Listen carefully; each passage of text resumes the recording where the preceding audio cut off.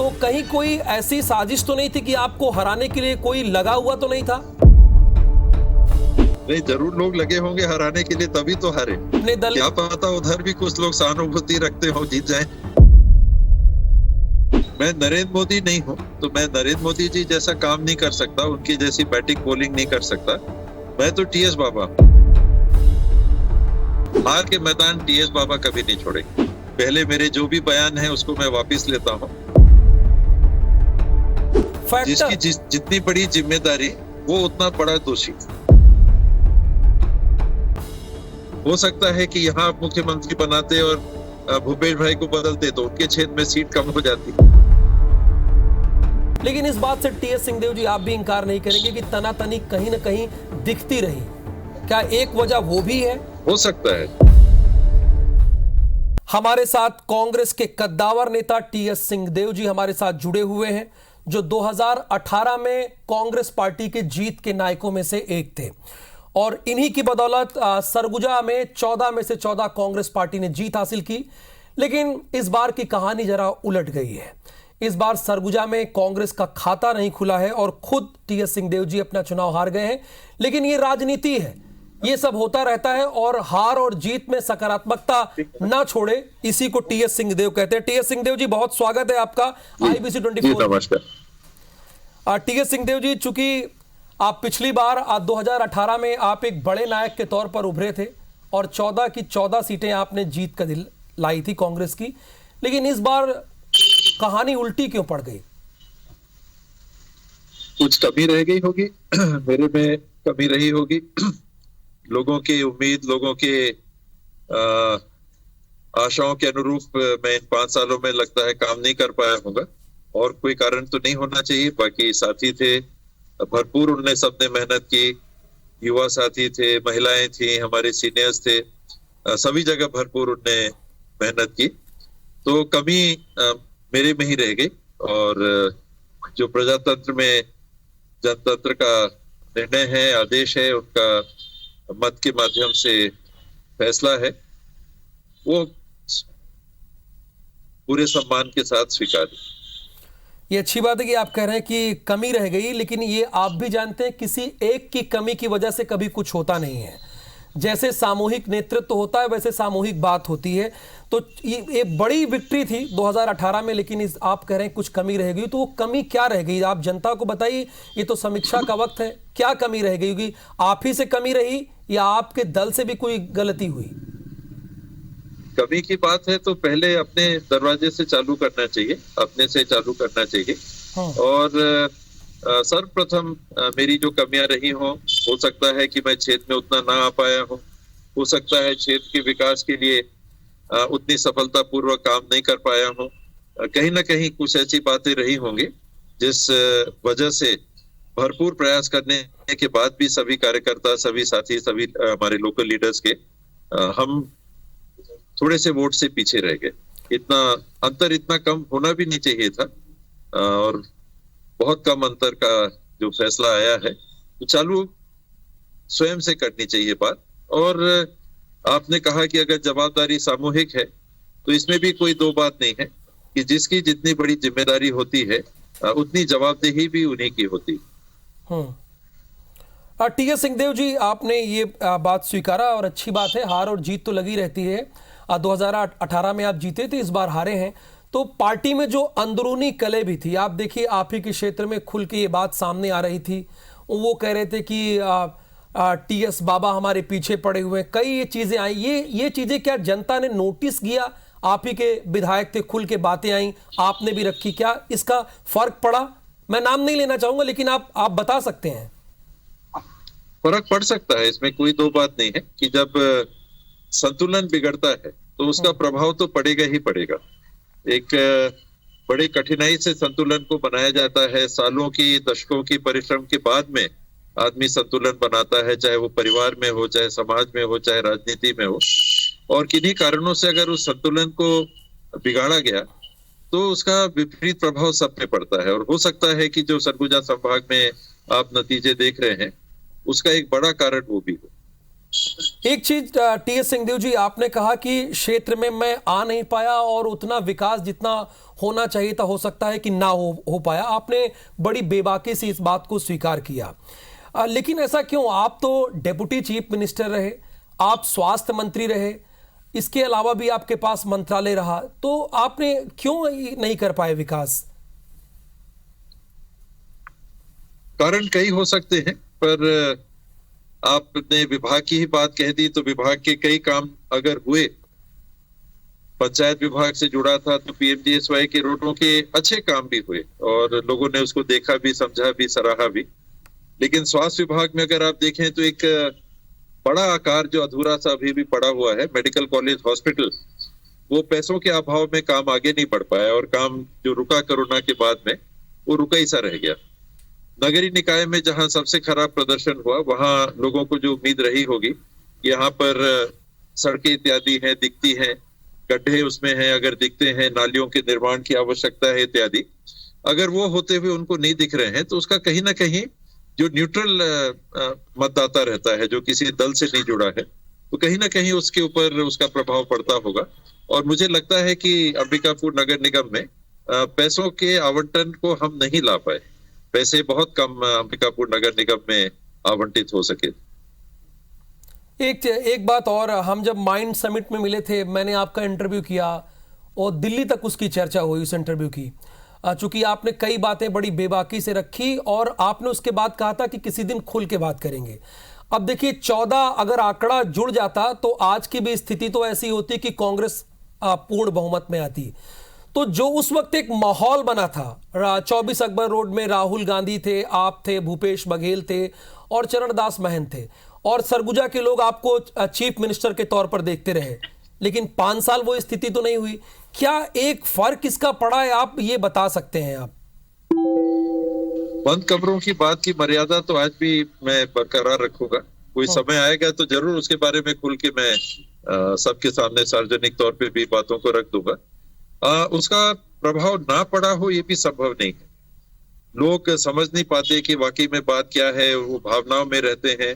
उनकी भावनाएं अगर ऐसी हैं कि नहीं, हमारे क्षेत्र से भी लोगों को मौका मिलना चाहिए, हमारे बीच से भी मुख्यमंत्री बनते तो अच्छा है, और नहीं बन पाए किन्हीं कारणों से, तो उसका विपरीत प्रभाव पड़ना स्वाभाविक है। हो सकता है कि यहाँ आप मुख्यमंत्री बनाते और भूपेश भाई को बदलते तो उनके क्षेत्र में सीट कम हो जाती। तो ये चलता रहता है, कहीं प्लस कहीं माइनस। लेकिन ये बात चर्चा में क्योंकि थी और इतनी ज्यादा थी, तो हो सकता है कि इसका भी प्रभाव पड़ा। कई कारण है। टीएस सिंहदेव जी, आपने एक बात कही, मैंने नोटिस किया, मैंने उसे नोट भी किया है। आपने कहा कि पैसों की कमी रहेगी। आप डेप्यूटी चीफ मिनिस्टर रहे, स्वास्थ्य मंत्री रहे, इसके साथ पंचायत मंत्री भी रहे, इतने बड़े बड़े विभाग आपके पास रहे और सरकार के अहम स्तंभ रहे, तो ये कहां से पैसों की कमी रहेगी? पैसे तो विभाग से अलॉट होते हैं और हम उनको अलॉट करने में सफल नहीं हो पाए। पैसे ये कम अलॉट हो पाए। कारण में जाना अभी उचित नहीं है, लेकिन पैसे अलॉट नहीं हो पाए जितने होने चाहिए थे। सामान्य रूप से जितने होने चाहिए थे उतने भी अलॉट नहीं हो पाए। ये कारण हो सकता है। अब चुनाव बीत गया और अंबिकापुर नगर निगम क्षेत्र से करीब 8,500 वोट से मैं पीछे रहा, तो चर्चा का विषय जो था, हमारे साथ के लोग जो प्रचार करने भी जाते थे, उनके सामने ये बातों को मतदाताओं ने रखा और कई जगह काफी नाराजगी से भी रखा। अच्छा, आपकी ग्राउंड रिपोर्ट क्या कह रही थी? अब चूंकि इतनी ज्यादा सीटों से आप पिछड़ जाएंगे, मैं अगर सरगुजा की बात करूं या छत्तीसगढ़ पूरी बात करूं, क्या इस बात को आपकी और आपकी टीम को अंदाजा हो गया था? नहीं था। देखिए, जितने नेशनल लेवल के भी सर्वे चैनल ने किए, किसी चैनल ने छत्तीसगढ़ में कांग्रेस की सरकार नहीं बन रही है ऐसी किसी ने बात नहीं की। मध्य प्रदेश में, राजस्थान में अलग अलग राय आया, लेकिन छत्तीसगढ़ में एक ही राय थी, तेलंगाना में एक ही राय थी। और कल चुनाव की घोषणा जब हो रहे थे कल, तो मैं भी चैनल देख ही रहा था, दिन भर चैनल देख रहा था, और सभी ने स्वीकार किया कि हम लोग भांप नहीं पाए कि ऐसी स्थिति छत्तीसगढ़ में हो सकती है कि कांग्रेस की सरकार ना बने। हम लोग भांप नहीं पाए। मैं भी नहीं समझ पाया था कि चुनाव हारूंगा। ये मुझे लगता था कि मार्जिन इस बार कम होगा, निश्चित रूप से कम होगा, लेकिन चुनाव हारूंगा ऐसा मुझे नहीं लगता। तो ये मैं जानना चाहता हूं कि इसकी वजह क्या नजर आई आपको कि भाई आप इतने बड़े नेता हैं छत्तीसगढ़ के, खुद डेप्यूटी चीफ मिनिस्टर भी आप अभी निवर्तमान हैं, तो आप अपनी सीट हार गए और सरगुजा, ये क्या वजह आपको समझ में आई? जब आप लोगों से बातचीत कर रहे हैं आपको क्या दिखा? जब बर चुनते हैं तो जांच पड़ताल करते हैं कि भाई कैसा रहेगा, क्या रहेगा, इसको चुनना है कि नहीं, बेटी की ब्याह करना है कि नहीं, बेटा है तो बेटा के लिए बेटी की शादी करना है तो किस घर में देखना। हम लोग भी उसी तरह से पेश होते हैं लोगों के सामने। मुझे तो लगता है कि मैं ठीक ठाक ही व्यक्ति हूँ, विचार से भी, मन से भी, लोगों के लिए सच्चे मन से काम करने से भी, दिल से काम करने की इच्छा मेरी रहती है।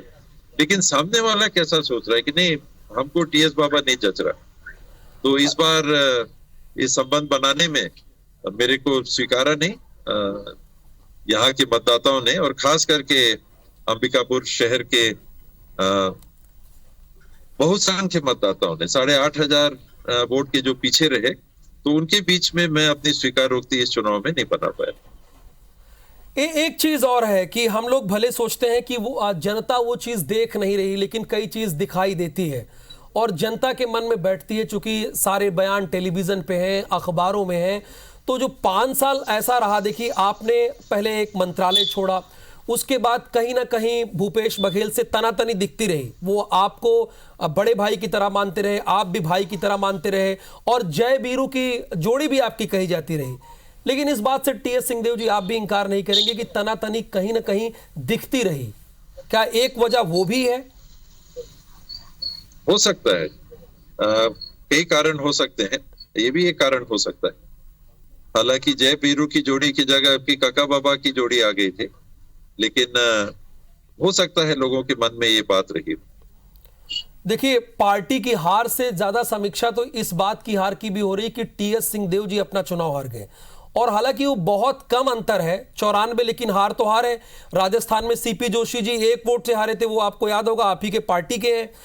तो ये मैं जानना चाहूंगा, हमारे विधायक 14 वोट से हारे। हाँ बिल्कुल, तो कहीं कोई ऐसी साजिश तो नहीं थी कि आपको हराने के लिए कोई लगा हुआ तो नहीं था? नहीं, जरूर लोग लगे होंगे हराने के लिए, तभी तो हारे। सामने वाले पहल करने वाले थे, तो निश्चित रूप से कई लोगों के मन में रहा होगा कि इसको निपटाना है, हरवाना है, पर वो तो उनकी मंशा रहती है। अपनी जो मंशा है वो टीम के साथ हम लोग भी प्रयास कर रहे थे, और जो मतदाता होते हैं वो उस कैटेगरी के नहीं होते। कुछ लोग होंगे जितवाने वाले, कुछ लोग होंगे हरवाने वाले। बात संदेश हम लोगों तक कैसे ले जा सके, उसमें हम लोग उनकी सकारात्मक पक्ष लेने में सफल नहीं हो पाए। अच्छा, टीएस सिंहदेव जी, चूंकि आपकी हार हुई है तो जाहिर सी बात है समीक्षा की जानी चाहिए, और ये कांग्रेस पार्टी में भी समीक्षा होगी और यहां भी समीक्षा होगी।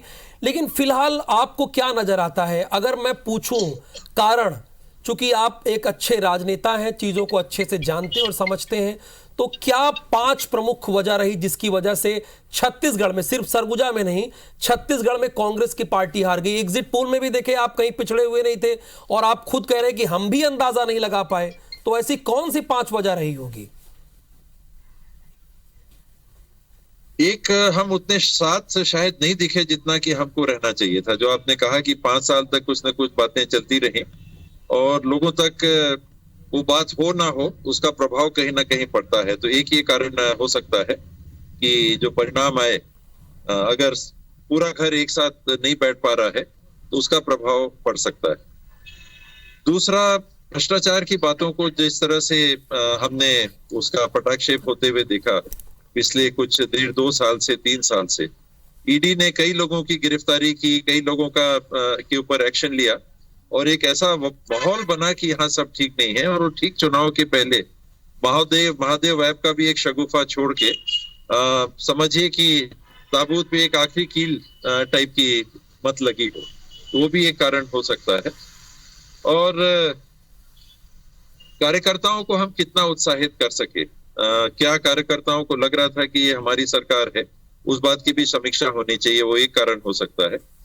भारतीय जनता पार्टी के पक्ष में अगर बात करें तो उन्होंने जो महिलाओं को लेके योजना लॉन्च की और जिस कारगर तरीके से फॉर्म घर घर पहुंचाए, 10-10 रुपए भी लिए, जहां जहां फॉर्म भरवाए, तो एक लिंक बनाने में वो सफल हो गए। तो जहां सीट्स मार्जिनल कम वोटों से हार जीत का अंतर आया है, वहां पर इसका प्रभाव चुनाव पे पड़ सकता है। और एक बात और जो जिसका प्रभाव मेरे को लगता है कि युवा पीढ़ी में पड़ा, खास करके वो ये जो स्कैंडल सा बन गया कि ये भर्ती में, पीएससी की भर्ती में कुछ घोटाला हो गया, तो युवाओं में इस बात की चर्चा पूरे प्रदेश में, मैं जहां जहां गया, युवा पूछते थे कि भाई ये कैसे हो गया, ये क्या हो गया, और उनको ऐसा लगा कि हमारा हित प्रभावित हो गया। ये कुछ मुद्दे हैं जो मुझे लगता है कि इनका नकारात्मक प्रभाव पड़ा होगा। वैसे बहुत अच्छा काम भी सरकार ने किया था, और ये कारण है कि कांग्रेस का वोट शेयर घटा नहीं। हमारा वोट शेयर जितना था लगभग उतना ही है। भाजपा का प्रत्याशित तरीके से 14% वोट शेयर बढ़ गया। अच्छा, क्या ये आपने कहा कि जरूर किसी ने साजिश किया होगा? ये साजिश, जाहिर सी बात है, बीजेपी वाले तो चाहेंगे कि आप हारे हैं, तो क्या ये अपने दल क्या पता, अपने दल, क्या पता उधर भी कुछ लोग सहानुभूति रखते हो, जीत जाए। तो ये सहानुभूति का मैसेज तो नहीं चला गया सिंहदेव जी? क्योंकि जनता में ये भी तो लगता था कि सिंहदेव जी आप बोल भी रहे हैं कि उधर सहानुभूति रखते हो, ये भी तो मैसेज जाएगा। आप तो बड़े लीडर थे जी। आप मुझे मेरे भाजपा में जाने का इशारा तो नहीं कर रहे हैं कहीं? नहीं, आप वैसे तो कोई संभावना नहीं थी, वैसी तो न संभावना थी, न है, न कभी रहेगी। शेष क्योंकि आप सवाल दूसरे तरीके से पेश कर रहे थे, तो मैंने उलट जवाब देने का प्रयास किया, फिर भी मेरे को फंसा रहे हैं। तो ये रहती है बात, हराने जिताने वाली बात रहती है, और कई लोग लगे रहते हैं जो भले ही किसी पक्ष में हो लेकिन काम दूसरे का करते हैं। टीएस सिंहदेव जी, अगर बात वहां पर ये तो हमेशा रहता है, ये इसको आप कारण और बहाना नहीं बना सकते। आप अच्छा नहीं खेल पाए इसलिए इस मैच को हारे, ये है, ये ऐसा हो गया, वो ऐसा हो गया, इसने ऐसा कर दिया, ये तो मीन मेक निकालने वाली बात होती है। मैं ऐसा नहीं कर पाया, हमारे साथी ऐसा नहीं कर पाए, दूसरा क्या करता है ये मायने नहीं रखता। और हम लोग को अच्छी भावना से, अगर जीत नहीं पाए हैं या हम हारे हैं, अच्छी भावना से उसको स्वीकार करना चाहिए। अच्छी भावना से स्वीकार तो करना चाहिए, लेकिन आप वाइस कैप्टन थे और सरगुजा के तो आप कैप्टन भी थे, और उसके बावजूद आप हारे हैं। लेकिन मैसेज ये जाता रहा ना लोगों के बीच में कई बार कि टीएस बाबा तो इधर के भी, टीएस बाबा, ये भी मैसेज जाता रहा। अगर थोड़े बहुत कम रह गए तो कई बार, चूंकि चुनाव के पहले आपने ये कहा था कि मेरा चुनाव लड़ने का मन नहीं है, उसके बाद चुनाव लड़े भी, आप डिप्टी सीएम भी बने, तो अटैकिंग, जो अटैक होता है उधर, देखिए प्रधानमंत्री ने अटैकिंग किया, अटैक प्रचार किया। उन्होंने कहा कि 3 तारीख के बाद आइए, शपथ में आप लोग आइए, ऐसा कह के गए, और यहाँ पे ये मैसेज जाता रहा। मैं नरेंद्र मोदी नहीं हूं, तो मैं नरेंद्र मोदी जी जैसा काम नहीं कर सकता, उनकी जैसी बैटिंग बॉलिंग नहीं कर सकता। मैं तो टीएस बाबा, मैं अपने विचार से, अपने तरीके से काम करता हूं और अपने तरीके से लोगों के बीच में जाता हूं। और अगर आप चुनाव क्षेत्र को देखेंगे तो कहीं कोई ऐसा संदेश जाता तो एक जैसा पूरे क्षेत्र में जाता। शहर में ही क्यों ऐसा हुआ? शहर में कौन सी ऐसी बात रही कि शहर में इसका प्रभाव ज्यादा पड़ा और अन्य क्षेत्रों में उसका प्रभाव वैसा नहीं पड़ा? जो बातें आप कह रहे हैं, आज जागरूकता इतनी है और मीडिया की पहुंच इतनी है, ये बातें सभी कोई सुनते हैं और सभी कोई जानते हैं, तो कहीं कोई ऐसी बात नहीं रहती। सीधी सच्ची बात ये है कि शहर में खास करके मैं लोगों के साथ को लेने में सफल नहीं हो सका। सही बात है। ये किसी दूसरे के ऊपर लादना, किसी दूसरे के ऊपर इसका वो दे देना, ये तो कमजोर व्यक्ति की पहचान होती है। मैं अपने आप को कमजोर नहीं मानता, मेरे में कमी है तो मुझे उसको स्वीकार करने में कोई हिचक नहीं। बिल्कुल, आपका कैरेक्टर भी ऐसा नहीं है कि आप ऐसा करें। लेकिन एक चीज सिंहदेव जी हम जानना चाहते हैं, आपने 5 फैक्टर तो बता दिया, लेकिन फिर भी आप लोग बैठेंगे, चर्चा करेंगे, बैठ के यहाँ भी होंगी, दिल्ली में भी होगी, 24 अकबर रोड में भी, लेकिन सबसे बड़ा क्या दोषी कौन हो सकता है इस हार का? और क्या बीजेपी ने जिस तरह से महतारी वंदन योजना लाई, क्या वो भी एक वजह है? और आपकी तरफ से सबसे बड़ा दोषी कौन है? क्या, कौन सा फैक्टर? मैं किसी का नाम नहीं जानना चाह रहा हूं, फैक्टर। जितनी बड़ी जिम्मेदारी वो उतना बड़ा दोषी। मैं सबसे ज्यादा जिम्मेदार अपने विधानसभा के लिए, तो सबसे बड़ा दोषी मैं अगर सबसे बड़ा जिम्मेदार सरगुजा संभाग के लिए, तो उसका दोषी मैं। अगर मैं उप मुख्यमंत्री के रूप में छत्तीसगढ़ में जवाबदेही मेरी है तो वो मेरी जवाबदेही। उसी प्रकार जो जिस जिम्मेदारी के साथ जुड़ा है उतनी ही उनकी वैसी जवाबदारी होती है, और इसको स्वीकार करने में हिचकना नहीं चाहिए। एकदम आगे आके स्वीकार करना चाहिए कि हाँ, ये हमारी जवाबदारी थी, हम पूरा नहीं कर पाए। बिल्कुल, यानी आप ये कह रहे हैं इनडायरेक्टली कि सरगुजा में सबसे बड़ी जिम्मेदारी मेरी और छत्तीसगढ़ में सबसे बड़ी जिम्मेदारी निश्चित रूप से। और मैंने निराश किया, पार्टी को निराश किया, मैंने पार्टी के अपने साथियों को निराश किया, और मुझे इस बात का बेहद दुख है। लेकिन समय है, जीवन है, आगे है।